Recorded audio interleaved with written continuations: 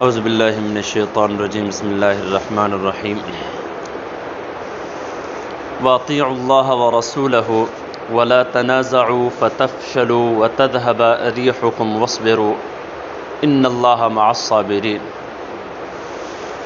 10واں پارہ ہے، آیت نمبر 45 تا 46۔ اس کا مختصر ترجمہ اور انشاءاللہ اس کا تشریح کریں گے۔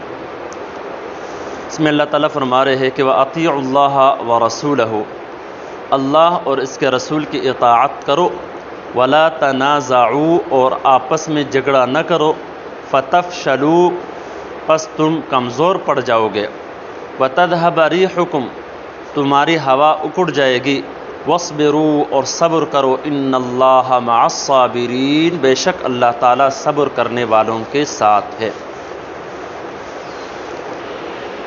اس سے پہلے آیت میں آپ حضرات سن چکے ہیں کہ جب تمہارا مقابلہ ہو جائے دشمن کے ساتھ تو پہلا اصول کے ثابت قدم رہو، مضبوطی سے دشمن کے مقابلے میں ثابت قدمی کے ساتھ لڑو۔ اور دوسرا اصول یہ بیان کیا تھا اللہ تعالیٰ نے یہاں پہ کہ وَاذْكُرُوا اللَّهَ كَثِيرًا لَعَلَّكُمْ تُفْلِحُونَ، اللہ تعالیٰ کی ذکر کرو، اللہ تعالیٰ کا ذکر کرو کثرت کے ساتھ تاکہ تم کامیاب ہو جاؤ۔ یہ دو اصول اللہ تعالیٰ نے اس سے پہلے آیت میں ذکر کیا ہے، اور آج کی آیت میں اللہ تعالیٰ نے تیسرا اور چوتھا اصول کو بھی اللہ تعالیٰ نے بیان کیا ہے۔ 4 اصول اللہ تعالیٰ نے اس آیت کے اندر ذکر کیا ہے جنگ میں کامیابی کے لیے۔ فرمایا کہ اللہ تبارک و تعالیٰ کی، اللہ اور اس کے رسول کی اطاعت کرو، اللہ اور اس کے رسول کے احکامات اور اس کے جو بھی ارشادات ہو اس کے حکم کی تعمیل کرنا ہر اہل ایمان کے لیے قابل اتباع ہے۔ یعنی اللہ اور اس کے رسول کی حکم کی اطاعت اور اس کے ارشادات کو ماننا ہر اہل ایمان کے لیے ضروری ہے۔ اور فرمایا کہ وَلَا تَنَازَعُوا، آپس میں لڑائی جھگڑے نہ کرو۔ تو اس کی صورت میں کیا ہوگا؟ اگر آپ آپس میں لڑو گے جھگڑو گے تو صورت میں یہ کہ فَتَفْشَلُوا، تو تم کمزور پڑ جاؤ گے۔ جب آپس میں لڑائی جھگڑے کرو گے، جہاد کا موقع ہے، اب جہاد کا موقع ہو، دشمن سامنے کھڑا ہو تو آپس میں اتفاق کی ضرورت ہوتی ہے۔ اگر آپ آپس میں لڑائی جھگڑے کرو گے فَتَفْشَلُوا، پس تم کمزور پڑ جاؤ گے، وَتَذْهَبَ رِيحُكُمْ، تمہاری ہوا اکھڑ جائے گی۔ وَتَذْهَبَ رِيحُكُمْ، تمہاری ہوا اکھڑ جائے گی، کیا مطلب ہے؟ تمہاری دولت، تمہاری حکومت چلی جائے گی۔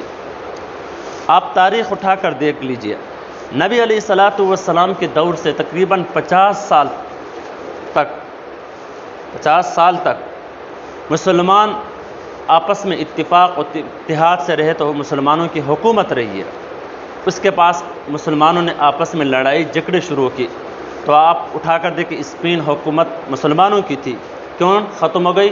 آپس میں لڑائی کی وجہ سے۔ برصغیر میں مسلمانوں کی حکومت تھی، کیوں آپس میں لڑے جھگڑے تو اس وجہ سے کیا ہو گئے؟ ختم ہو گئی حکومت۔ حضرت امام شاہ ولی اللہ محدث دہلوی رحمۃ اللہ علیہ نے 4 خطوط لکھے 4 مسلمان حکمرانوں کی طرف۔ اس کی امام شاہ ولی اللہ محدث دہلوی رحمۃ اللہ علیہ کی سیاسی مکتوبات ہیں، ان کی کتاب ہے، اس کے اندر ذکر ہے۔ انہوں نے 4 خطوط لکھے 4 مسلمان حکمرانوں کی طرف۔ انہوں نے یہ لکھا کہ آپ آپس میں لڑائی جھگڑے ختم کرو، اگر نہیں کرو گے تمہارے اوپر دشمن تمہارے سر کے اوپر کھڑا ہے۔ لیکن انہوں نے ان خطوط کا کوئی اثر نہیں لیا، تو ایسا ہی ہوا، اسپین کے اوپر بھی انگریز نے آ کر حملہ کر لیا اور قبضہ کیا، اور برصغیر میں بھی 200 سال تک انگریزوں کو غلامی اٹھانا پڑا مسلمانوں کی، کیوں؟ آپس میں لڑائی جھگڑے تھے۔ اسی طرح آپ عراق میں جاؤ، فلسطین میں جاؤ، ایران میں جاؤ، جہاں پہ بھی مسلمان آپس کی لڑائی کی وجہ سے ہمیشہ شکست کھائے گئے۔ جب آپس میں اتفاق تھے ہر جگہ میں کامیاب، لیکن آپس میں اتفاق نہیں ہے تو اس لیے ہر جگہ میں ناکام اور شکست کھانا پڑا۔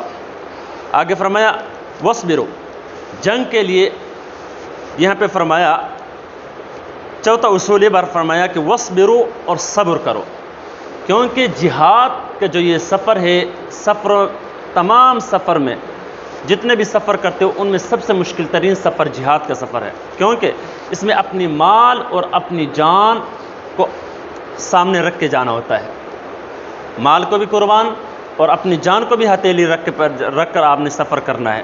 اس لیے یہ سب سے مشکل ترین سفر ہے، اور اس میں جب تک آپ صبر کا دامن نہیں تھامو گے آپ کامیاب نہیں ہو جاؤ گے۔ جو مشکل سامنے آ جائے آپ نے صبر سے کام لینا ہے۔ ان اللہ مع الصابرین، اللہ تعالیٰ صبر کرنے والوں کے ساتھ ہے۔ یہاں پہ اللہ تعالیٰ نے 5-6 اصول بیان کیے کہ ایک اللہ اور اس کے رسول کی اطاعت ہے، اور دوسرے کہ آپس میں لڑائی جھگڑے نہیں کرنا چاہیے، اور کیا ہے صبر کرنا چاہیے۔ اللہ تبارک و تعالیٰ صبر کرنے والوں کے ساتھ ہے۔ اللہ رب العزت ہمیں سمجھ نصیب فرمائے۔